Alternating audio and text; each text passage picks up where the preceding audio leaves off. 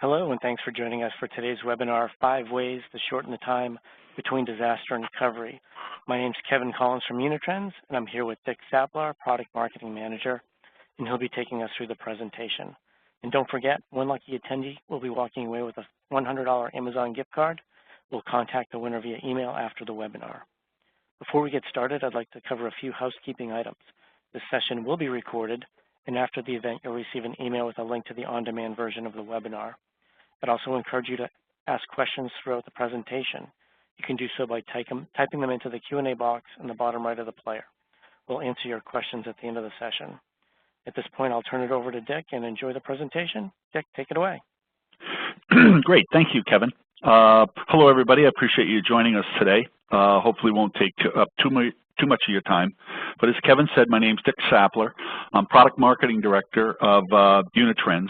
And I'm coming to you from Burlington, Massachusetts, just outside of Boston, where it's a beautiful day today. So let's get right into it.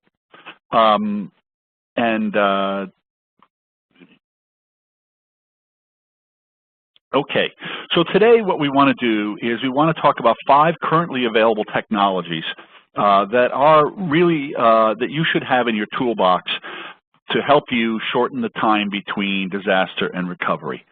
You know, it used to be good enough just to have tape, which protected your data, but now we're really talking about business continuity and keeping downtime to a minimum. And why is that? Is because downtime is really expensive. The industry really is settling on an average cost of downtime of about $9,000 per minute. Now, this will vary depending on the industry that you're in or the size of the organization, and particularly which applications go down. So if you're a sales-oriented operation, obviously losing Salesforce or your automatic dialers, it can cost you more than $9,000 a minute. If you're manufacturing and your ERP system goes down, absolutely. But you can see that if you have 99% uptime, that sounds really good on the face of it, but really it equates to about 4 days a year or $4 million a month of downtime costs. And if you can get that down to 99.99%, now you're talking less than an hour of downtime a year, which equates to about 4 minutes per month, and your cost now is down to a manageable $36,000. So this is why minutes count. They really add up in the recovery process. So the first technology we're going to discuss today is Disaster Recovery as Service, or DRaaS. Now, DRaaS is currently the highest form of recovery in the market today. As I said, we started out with tape.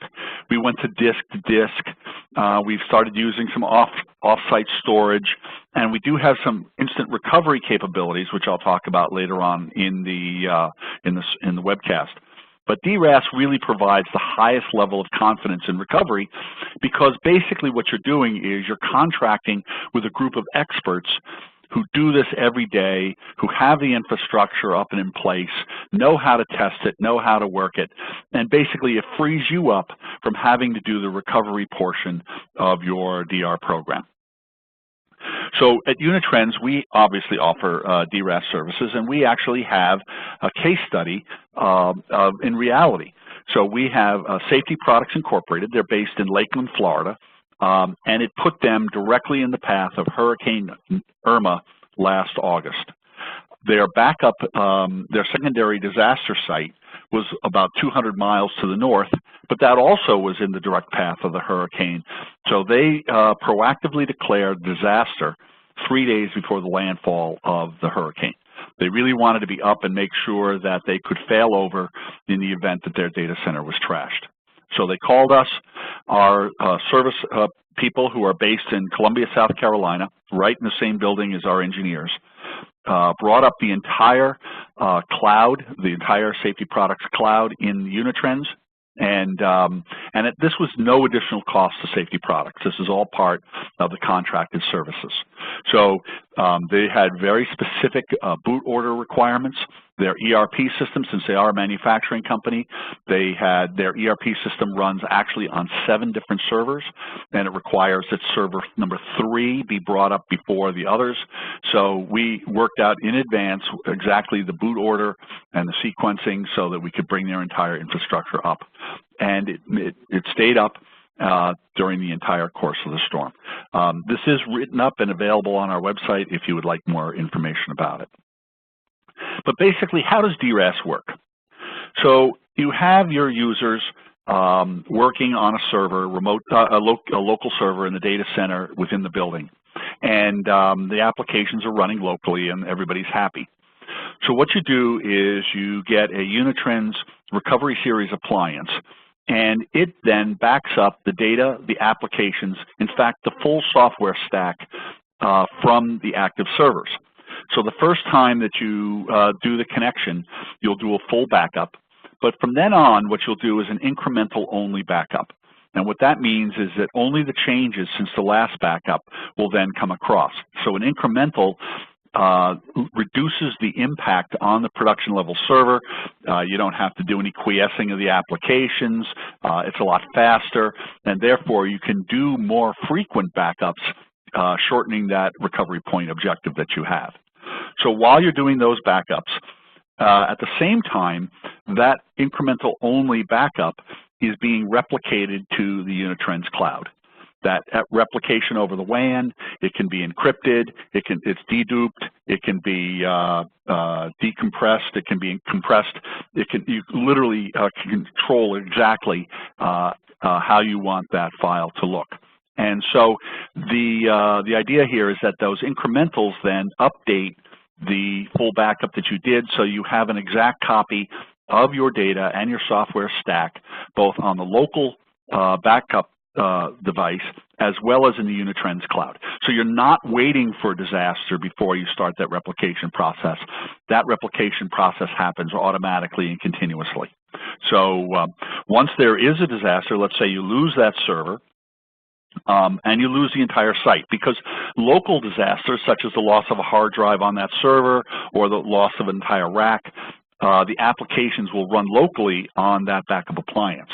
But if there really is a site-wide disaster and the entire data center goes down, then the users are then redirected by a VPN to the applications that running in the Unitrends cloud.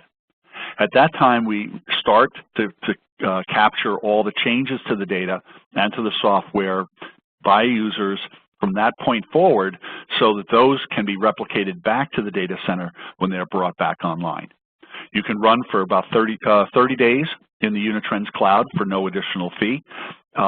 So it gives you plenty of time to get your production servers back online, back up and operating, and then you would fail back to your production servers on, say, a Sunday when there's very little time, and get things reset. So that's how Unitrends DRaaS works. Now, DRaaS also, we have the option of protecting cloud-based applications as well. So the many organizations now are running applications in Amazon or Azure, and they want those applications protected as well.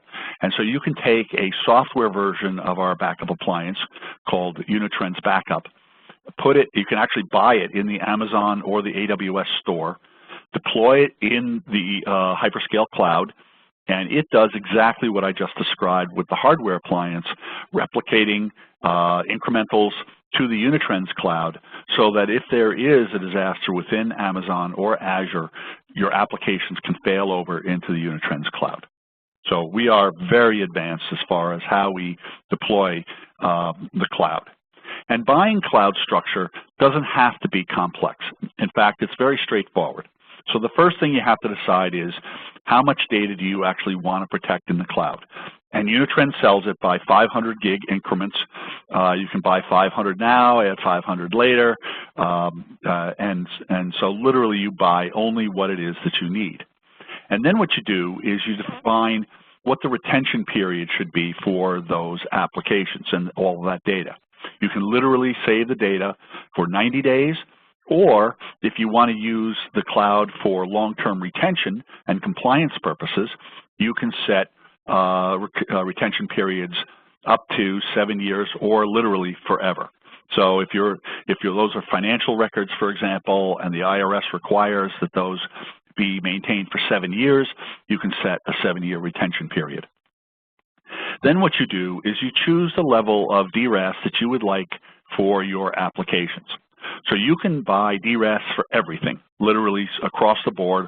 All applications are brought up, and we'll work with you as far as the boot sequence, which applications need to come up first, or which ones can be delayed and come up later.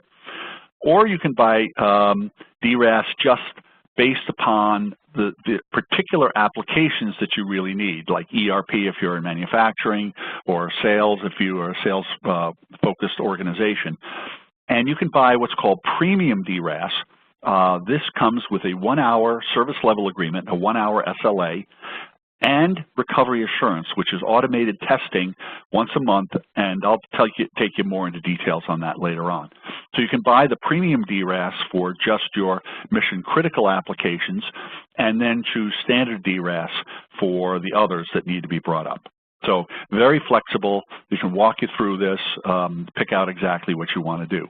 Now, so really what having a DRaaS service does means that you, and I don't want to say outsource because it sounds like people will lose their jobs, but you're contracting with an organization that will take over this responsibility for you, and with an SLA guarantee their work. So that frees you up to do the things that only you can do, which is to work with your business to improve business operations. So we also have built a calculator. It's on our website, our cloud calculator. You can go there and you can actually put in the exact specifications of what you would want in a cloud. The amount of data you want to have protected, the length of years that you want to have it retained, the number of recovery times that you think you're going to need. Because with the hyperscale cloud, there are retrieval fees. With a hyperscale cloud, they have a storage cloud and they have a recovery cloud. And so the data goes into the storage cloud and it goes into media that is not as quick to recover. So it takes some time then to get the data out of the recovery cloud, out of the storage cloud, over to the recovery cloud, and they charge per gig on that. And they charge every event every time you do that, even to recover files. So you need to be aware of that, some of the fine print if you're using a hyperscale cloud for DRaaS. But the bottom line is that you have to manage all that. You have to become an expert in cloud technology. You have to know how to do all this. You have to test it yourself versus handing that off to an expert such as Unitrends. Okay, and Unitrends comes with white glove services. A couple that I'll call out to you is, the boot order dependencies, setting up the replications, performing change requests so that if you add a new server, it can be then replicated in the cloud as well and added to the testing list. We can monitor the performance of the tests for you, and we can actually do compliance reporting, which I'll go into greater detail later on in the webcast. So that covers DRaaS, the highest level of recovery, and shortening the time between disaster and recovery. A new set of technologies now that I want to talk about is the capability of replicas. And what replicas are is the ability to create a copy of your VMs on another production server at a remote site. So this is not into the cloud. This would be data center to data center. And really what it does, it creates very short RTOs, recovery time objectives, measured in minutes. And this is really ideal for large VMs and also large numbers of VMs. Literally, if you had thousands of VMs that you needed to bring up at a remote site. Neither of those configurations are ideal for a recovery server such as our Unitrends recovery series. The large VMs would take up too much of the production capabilities. And large numbers of VMs need, obviously, a lot of compute capacity to be supported. So replicating these then to a remote data center is really a great solution. So we would then set up the replication to the remote data center using the exact same backups that we did for Unitrends Cloud and to keep the Recovery Series appliance up to date. And then, and you can do this for physical Windows servers, which I'll talk about a little bit more later on. But that remote copy can be brought online near instantaneously if there's a failure in the primary data center.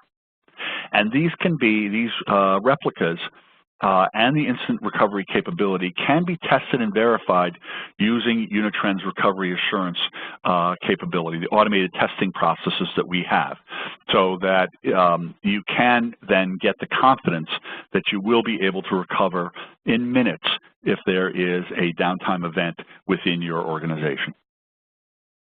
So that same capability that I just described for VMware environments, we can also do for large Windows environments as well, physical Windows appliances, workloads. So if you had a very large ERP application or Oracle database, for example, running on a physical Windows server, what happens is that we replicate that Windows environment into a VM, either VMware or Hyper-V, and then we can run that on a remote server without having to bring on a new physical server in order to run it. So for those of you who have large physical Windows environments, you may be protecting it by keeping spare hardware on site. You may have to make sure that it's like hardware, similar configurations, similar add-ons and motherboards and so forth.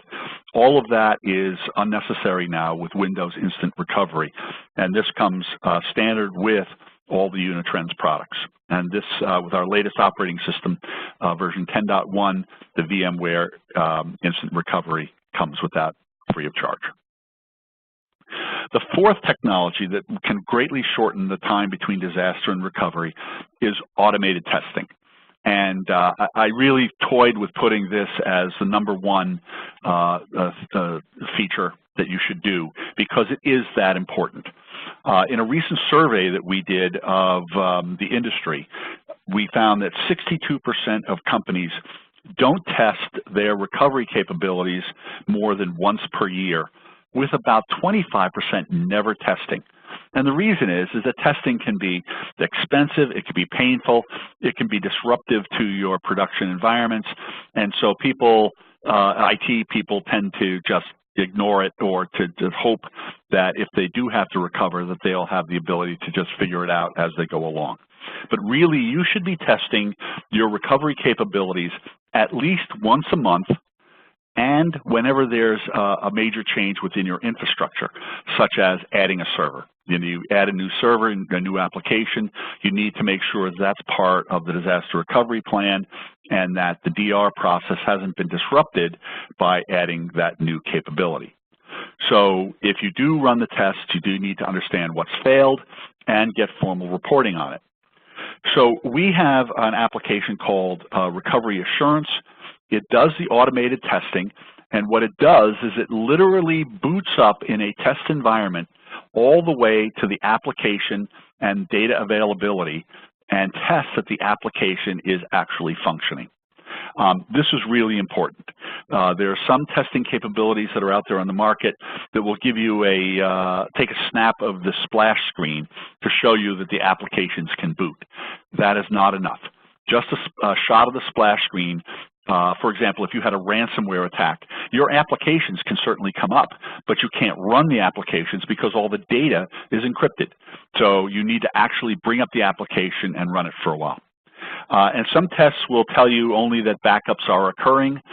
That's not enough either because backups can happen regardless of the state of the application. So you need to do a full application boot and check the operating system, check that the application is operating. And once that happens, then you need to be aware of that. And so what we do is we literally will keep your dashboard for the administrators and tell them exactly how many tests are performed, how many were successful, and how many failed. And so this is literally right on the dashboard. Every time you log in, you'll see it. We'll also give you a report that will detect and tell you what the recovery issues are. So you can see here that we did a successful test on much of the infrastructure, but there were several items that failed the boot and the test, and why and the reason why that the test failed, so that you can go and take the appropriate actions, and then you can kick off a test again anytime you want using the software. It really is that easy. And also, many companies have, many industries have what's called compliance requirements. So the most common one that everybody knows about is HIPAA requirements. If you're a hospital, a dental lab, or doing business with anyone in the medical industry.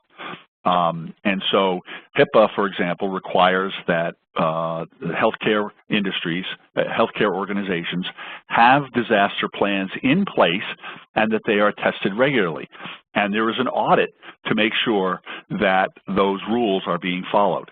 And so we literally have thousands of customers in the healthcare industry, and they can use the output from the recovery assurance, and they literally just hand the report to the auditors and prove that not only do they have a DR plan, but that it's tested and that it meets their recovery objectives. It's that good. So you get that automated compliance reporting as well. And that's all part of testing and recovery and how important it is to shorten the time between disaster and recovery. And finally, the last technology I want to talk about here really is as much getting ready for disaster as well as recovering from it. And this is a concept called cloud seeding. And what cloud seeding is basically taking a hardware device and putting a very large database or your data sets, your software and so forth on that physical device, and then physically moving that device to the cloud provider so that they can use high-speed networking to get the data off of that rather than depending on getting that data over the WAN to the cloud. Literally, it can take months to load a database, 100 terabytes or so, over a 1 gigabit fiber WAN, and that's just not acceptable for setting up a cloud disaster. So you can preload the data into onto tape, onto some disk drives, even onto a physical server, and then overnight that to our locations and have that then copied in 24 hours and then begin the process of setting up your DRaaS. And that same process can be replicated if you are recovering from a disaster. So we had a customer, Salvation Army up in Wisconsin, a water main broke, literally flooded their data center. There was all sorts of oil from an elevator that was mixed in with the oil, and you know, it was so bad that even the cables could not be recovered. And so we literally loaded the data onto a server, overnighted to them, and so the server was there in the data room 24 hours later with all of their data stocked and ready to go. So cloud seeding is actually a very critical, important part of recovering, both setting up the recovery so you can recover more quickly, and then recovering from a very large disaster after everything is said and done. Okay, so those are the 5 technologies that I wanted to talk with you today. I will now turn this back over to Kevin, who will take us through with any questions. I would like to call out that we do have a 5-minute DR health check that's available on our web. If you go to our website, click 5-minute health check, take it. It'll ask you some questions about your confidence in recovery, what technologies you're using, so forth, and it will provide you some guidance for how you can improve on that right away, as well as give you access to content and material that'll help you in planning on further ways to improve. So with that, I'll turn this back over to Kevin, and we'll go from there. All right, Dick, thank you so much. There's still time to ask a question. If you want to do so, just type it into the bottom right-hand corner of the player, and we'll get to your question here shortly. First question is, does Unitrends work with standard firewalls and IPDS to enhance cloud security? Yes. So the answer is yes. We have So we have a compatibility matrix that's available on our website. We literally have, I think we're up to like 350 or 400 applications, hypervisors, firewalls, basically virus scanners that we're certified to work with. And so if you want the security of getting the data up into the cloud, the best thing to do is to encrypt it on the backup device and send it to the cloud fully encrypted. And then you can actually store the data in the cloud encrypted if you want. It has a little bit of a cost as far as decryption in a recovery process, but if security really is critical to you, that would be the best way to go. All right. So question about the Unitrends and its support of public clouds. How does Unitrends support disaster recovery? Does Unitrends support disaster recovery to all of the public clouds? So it's not all of the public clouds. It's some of them. We have to work with them in advance in order to test and to make sure that all of these technologies work. Right now, it's Azure, AWS, GoDaddy, and several of the other very large ones. So you just have to go onto the compatibility list and see if we are approved to work with them. But we would be able to back up any of the applications. We can also back up Office 365 applications that are running in Azure. Then do granular file recovery, contact lists, SQL, all of those sorts of recoveries as well. So it's not all, but it's the big ones that you would mostly be aware of. Okay. Next question is, where are your data centers located, and can we choose where our data sits? Somebody here must be from Canada. Good question. I should have brought this up earlier when I was talking about the data center locations. We have 5 locations, 5 countries around the world where we have cloud capabilities. They are the United States, Canada, the UK, Germany, and Australia. So you absolutely can control exactly where your data is stored. We can make sure that your data never leaves the United States. We can make sure your data never enters the United States. We can manage that with you, and that's part of our white glove service. Okay. Next question is, how do you detect ransomware, and how easy is it to roll back to the latest backup before the infection? Yeah. So I toyed with, 5 as the magic number, and ransomware detection is one of them that, one of the great threats that we're all facing now that's actually growing. Our capabilities, so within the 10.1 operating system that we released last week, we have the only capability in the industry to automatically detect ransomware activity with every file and every backup. So what happens is that every time we do a backup, we check that backup with compare it to previous versions of backups to see if there have been an inappropriate amount of change, parts of the files that change that shouldn't change, high change rates, and anomalies and things like that. So we understand the footprint of what a ransomware infected file looks like. If we detect a file that has been affected by ransomware, we'll immediately flag it in the database, and we will immediately send notification to the administrator, both an email and an alert on the dashboard that we believe there's a ransomware infection going on inside the system. And then of course, with the flagging of the databases, you can initiate a recovery and be pretty sure that you're not trying to recover with an infected file. So all of that is automated. All of that is part of an AI capability that we have built into our application. Okay, next question is, I missed the name or the URL of the study regarding the cost of downtime. Can you please redisplay that on the screen? Yes, I can. Hang on, let me go back up here.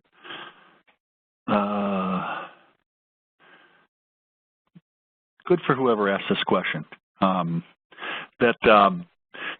It is one of the things that I was an analyst before I joined Unitrends. I was at Aberdeen, And we surveyed our user base all the time about the cost per downtime, varied by industry, varied by size of the company, types of applications, and so forth. And so there is a wide range, obviously, and your mileage will vary, obviously, but this one seems to be what people are kind of standardizing on. I've watched other webcasts from other vendors, and $9,000 per minute is not outrageous, and it's backed by multiple studies. Okay. All right. Just a couple more questions, and we'll wrap Sure. up. Next question is, how comprehensive is the data recovery method offered by Unitrends for the healthcare industry in particular? I'm assuming they're talking about a lot of the compliance. Yeah. So of all of the industries that our installed base is, education is probably number one, just because the sheer volume of colleges, high schools, middle schools, but healthcare is number two. We have an incredible, well over, I think it's in the thousands of hospitals, doctor's office, dental practices, and so forth that we protect. And so we understand this. I have actually written a paper that's on our website called Unitrends Support for the Healthcare Industry. It's available off of the resources portion of our webcast, of our website. And we have all the capabilities there, including full HIPAA compliance, as well as compliance with other lesser known and state level mandates. So I would suggest anyone who's very interested in the healthcare industry to read that study. Okay. One last question. How does Unitrends license their software and appliances? Okay.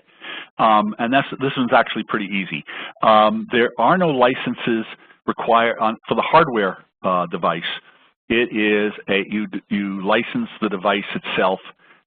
There is no independent licensing for servers, applications, operating systems, or anything else. So you get the hardware appliance, you get a service contract, and then you can put anything on it at any time, and you never actually have to check back with us and report it or pay any extra additional money. It makes it very easy to support. With our software-based Unitrends backup appliance, it is licensed based upon the number of sockets or the number of VMs that you are protecting. So again, no licensing based upon operating systems or protected environments or volumes or anything like that. Very simple to buy and maintain. All right. Well, thanks, Dick. We're just about out of time. As a reminder, this webinar was recorded, and you'll receive an email with the link to the on-demand version. We'll also announce the winner of the $100 gift card in that email as well. Thanks again for joining us today, and we look forward to having you on future webinars. Take care, everybody. Thank you, everybody. Bye-bye.